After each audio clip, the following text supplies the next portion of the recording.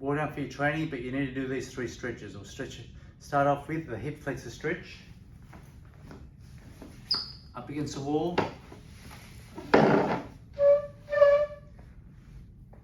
Alright, so you're going to hold each side for a minute.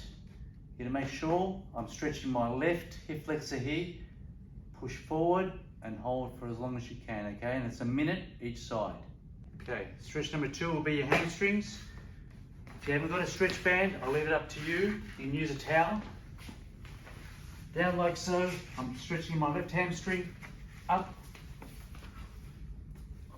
That is, oh man, it's beautiful. All right, and as you want to, as you get more flexible, really pull right back and hold. All right, and remember, 1 minute each side. Stretch number 3, glutes. Like so, elbow, elbow, and hold. All right, 1 minute each side.